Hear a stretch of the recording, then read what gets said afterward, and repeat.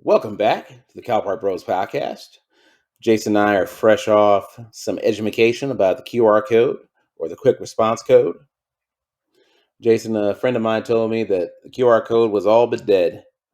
I think that bad boy is here to stay. I think sometimes when you take away all the other options, you get forced to learn how to use that shit. And I feel like QR code, hell, even Catherine Brown know how to use that bad boy. Boom, exactly. There you go.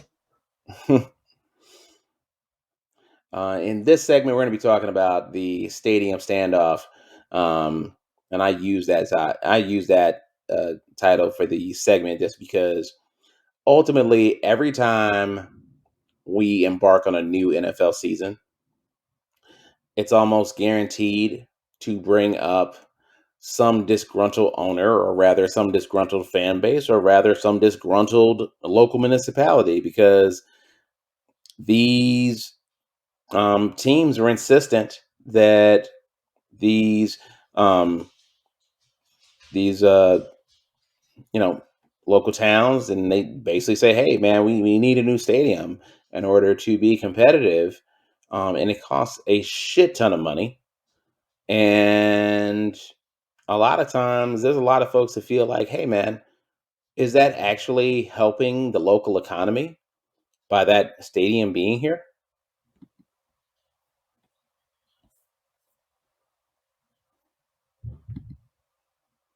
Was that a question to me? No, it was a really more of a statement.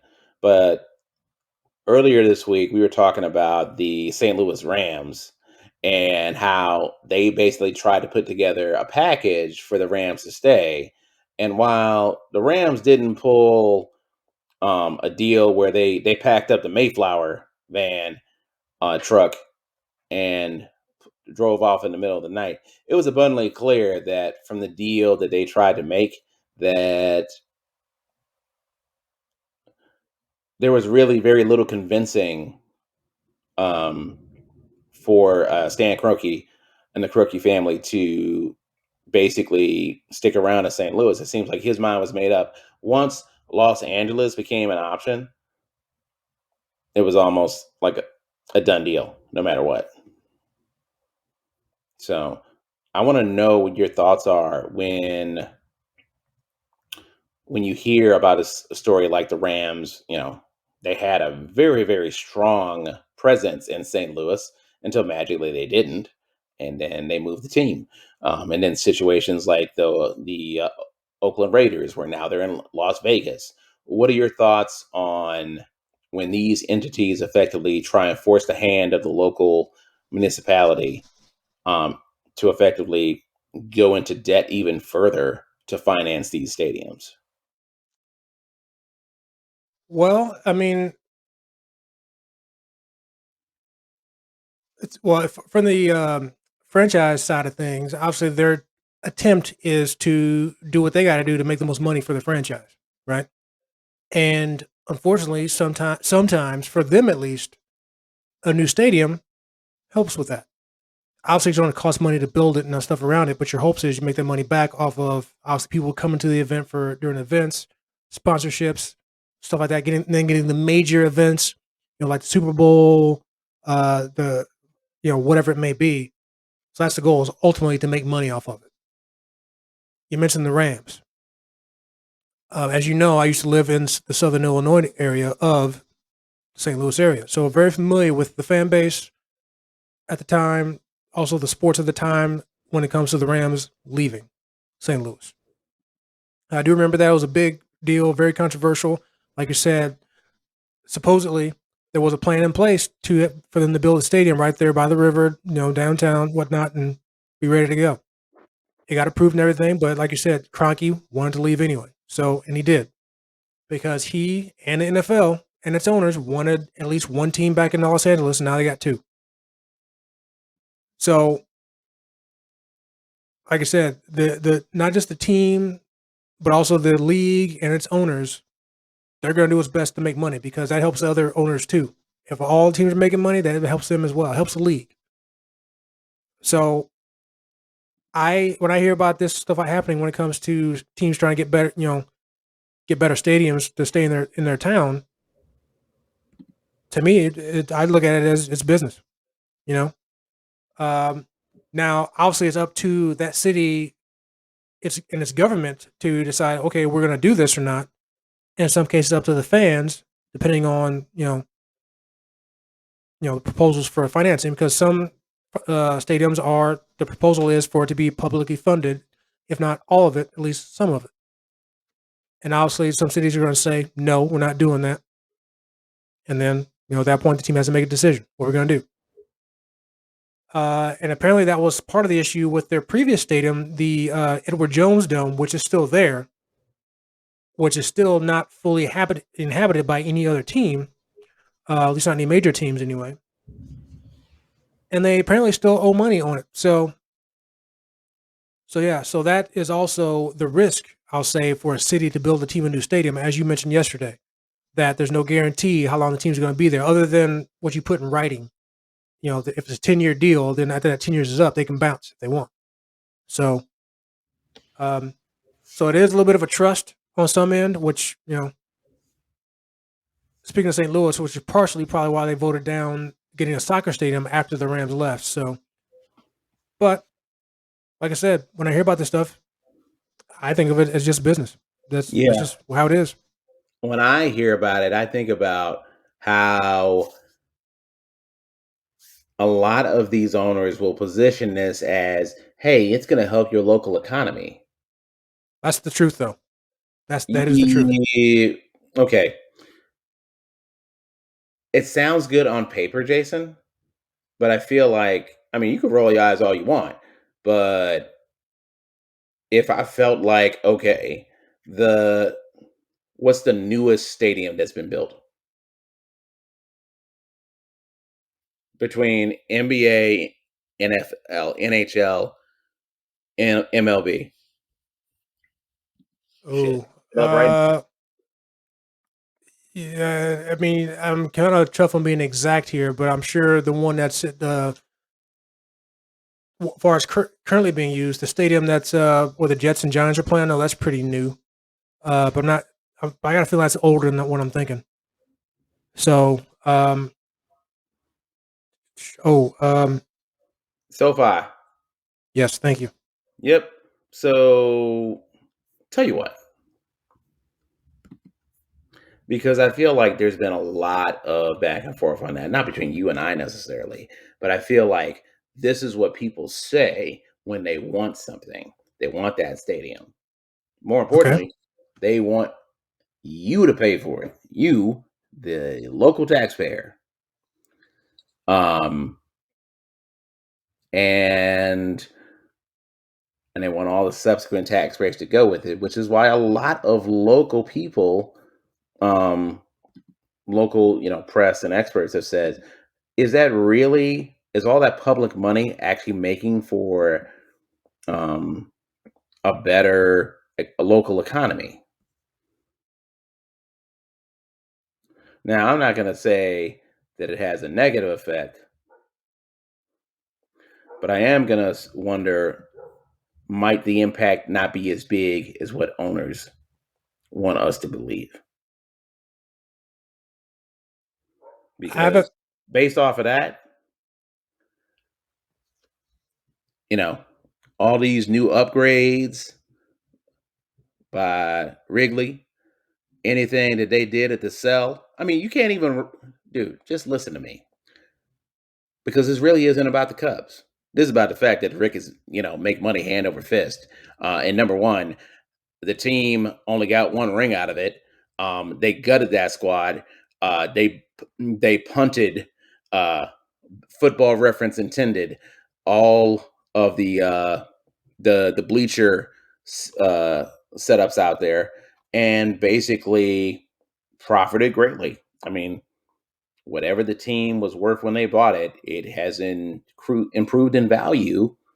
You know, I would be willing to venture two or threefold.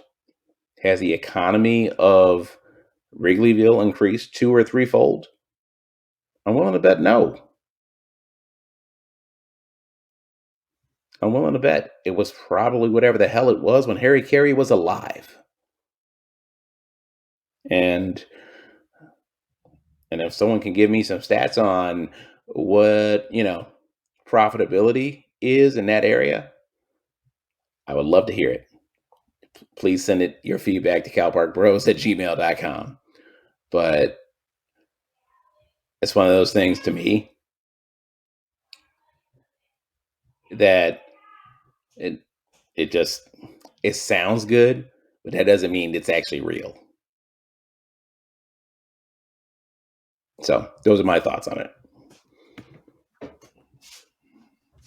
So now I guess in some cases, how valuable a new stadium is going to be. I mean, like you said, it's going to make money or help the local economy. How much? I think it's going to depend on a few things. One, how good is the team? How good is the fan base? And is there players on the team to actually draw money? You feel me? Like, okay, perfect example of that. Again, if they weren't really trying to get a new stadium, but how the team or a player can affect the local economy. LeBron James, Cleveland. No offense to Cleveland, and I know we all know that no offense actually means, but no offense to Cleveland. No offense to Uh, Cleveland. He's about to defend the hell out of y'all. yeah, so no offense, but let's be honest here. While he was there, after he left, when he came back, and when he left again, I I didn't plan on talking about this, so I didn't look it up. But I know just from people talking about it in the media when it was all happening, the huge up and down of that local economy when he again was there, left, came back, and left again. Um, so just having him there helps local economy. Having a good team helps local economy. Obviously, when he came back the second time, they won a championship, which I'm sure helped. But I also really think part of that, like I just mentioned, it's how good is the fan base when it comes to are they going to support the team to make getting that stadium worth it? And I bring that up because, now granted, they've been in the stadium for a long time, but back in 2003, 2006, the Arizona Football Cardinals got a brand new stadium. It's called State Farm Stadium now, but I believe originally it was called University of Phoenix Stadium. Famously enough, that's at the time, a very high tech quality stadium, lots of state of the art innovations. It's actually very similar to the Cowboy Stadium in Dallas, which we know Jerry Jones, paid hella money for that. But with the Cardinal Stadium, it was actually, I believe, according to the website here, 62% publicly funded. So when I remember doing a report about this for school years ago, I thought that was very amazing because I'm like, they paid for more than half of that, and they were okay with that. Well, yeah, they were. Unfortunately for them, the team's been there forever, but the stadium's been there since 2006. They've made two different renovation plans on it back in 14 and 17, and obviously the team. Well, I shouldn't say obviously, but the team's not going anywhere. So I think it really depends on, again, how good is the fan base, how loyal are they, how loyal is a team to the city, and is that shown in the actions of the team to make the fans trust that, okay, not even just the fans, but the local government to trust, okay, we'll give you this money for the stadium because we trust that you're not going to be just dip out after this first contract's over, leaving us with a ton of money, i.e., like the Rams. So I think all that's a factor. Now, I will say, though, the reason why this stadium thing came a topic is because recently the city of Glendale, Arizona, the same city in which the Arizona Cardinals play, different stadium though. The city of Glendale actually decided to cut ties with the Arizona Coyotes after the upcoming 21-22 season. Now, apparently, the city and the team had been on a year-to-year, month-to-month deal for the stadium since 2016, and they always had an agreement that it has to be renewed by December of that year for the next year. So they had to let it be known by December, before next year that we're going to stay or not. So the city said, you know what, we're moving on because we feel like we can financially do better by putting our focus into other events. You mentioned, the article from CBS website in Arizona pretty much stated that we can make more money off our concerts, and it helps the local economy more to have the concerts as opposed to having you guys here. And just a little bit of perspective here, as far as the Coyotes, as far as ticket sales or attendance rather, they've at the last time the Coyotes were not in the bottom four of attendance was the 2006 2007 NHL season. They've been obviously this year's attendance hasn't been out yet. Bless you, sir. Thank But you. they've been in the bottom four for all that time up until then. So I'm sure from a financial aspect, that doesn't help their comparison to the concerts, which almost double the income that the Coyotes games do. So I'm sure some of that was financial. Team hasn't been that great either. Haven't been in the playoffs in a couple of years, the real playoffs in a couple of years. But yeah, but that's why all this stuff, what the stadiums came up because of that. We saw that.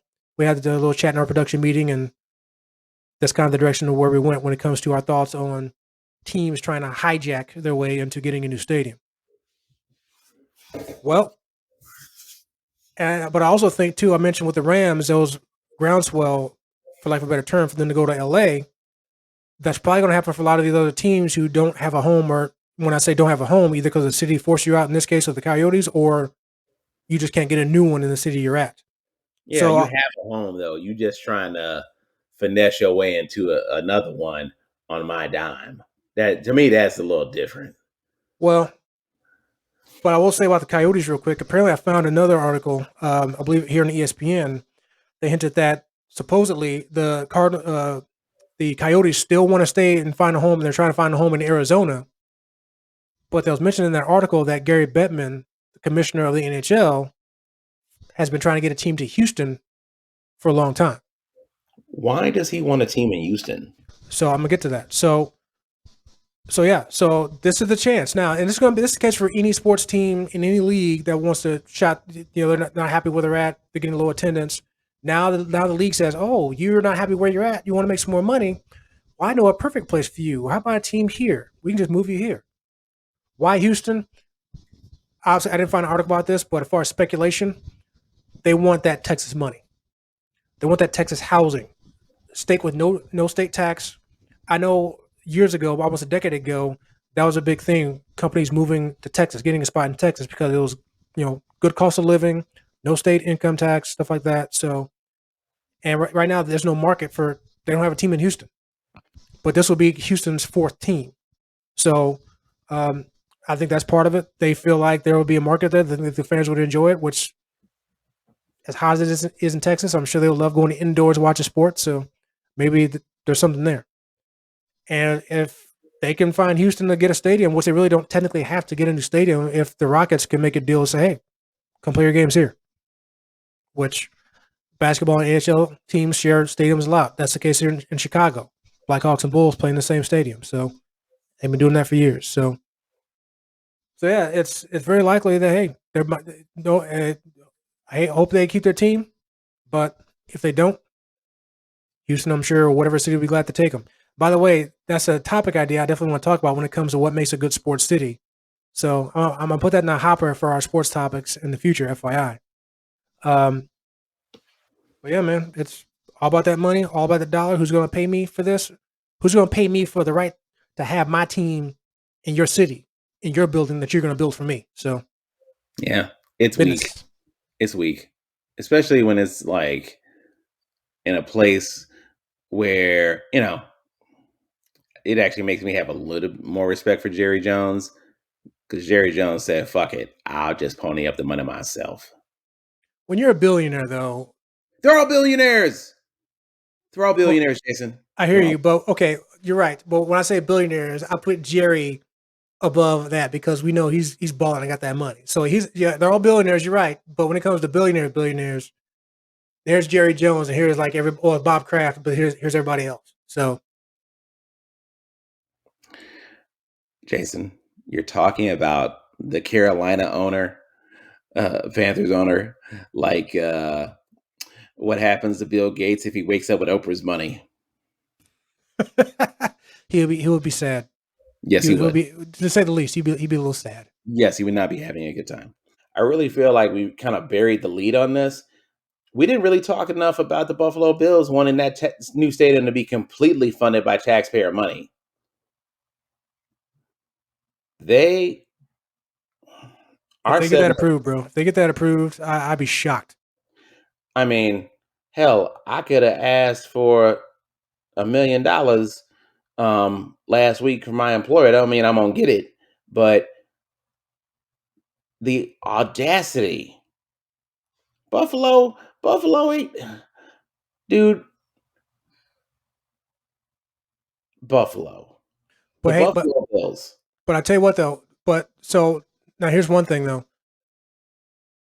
So the here's the thing. Like I was mentioning, when it comes to the fan base, I agree with you. Having a 100% publicly funded stadium sounds completely ridiculous to even ask a city to do that.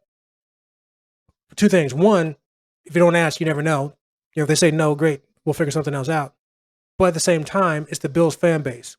Are they going to be willing to lose the Bills Where the fuck else are they gonna go? Bills Mafia is anywhere fucking else? ridiculous. Anywhere else? But what I'm They saying, I they hear you. wouldn't possibly go anywhere else. What do you mean they can't possibly? Seriously? You think they can't go? Dude, did we not just talk about Oakland losing a team? I'm sure they'll love to get a team back. I mean, the Raiders are such, transient as members as an organization anyway. So that I almost don't count that. Well, they went to Vegas, which is going to be a growing market for all four sports leagues soon. By the way, not that we're trying to turn that, folks. We're not trying to turn this into another segment. It sounds like we really just need to parlay this part and put it back in segment 3. It really Hey, please do. we still can. We can edit this so we can keep going. So, Yeah. but yeah. So, but yeah. That's the thing. LA is going to be a big growing market. There's going to be some baseball team looking to go there. They already have the hockey team. They got the NFL team.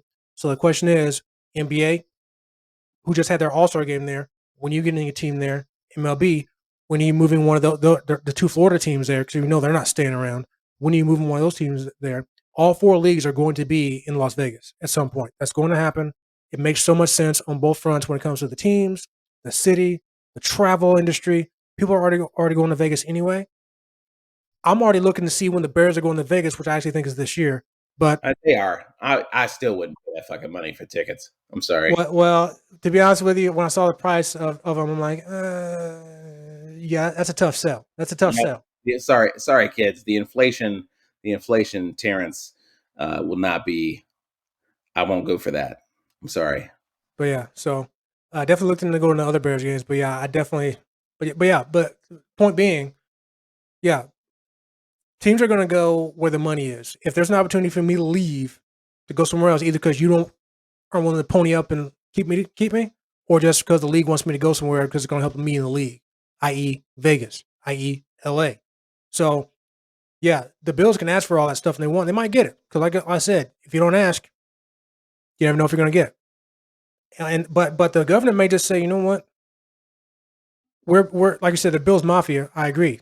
They love that team out there. One, you don't have but them in the Sabres. So do you really want to take the chance of one of your teams leaving? And they might. We'll see. They might negotiate something because 100%. That's I'd have to see if that's ever happened. I'd have to say probably not. But I agree with you. That's pretty bold. That's pretty bold to even ask for it. But if anybody was going to do it, I'd say it might be Buffalo.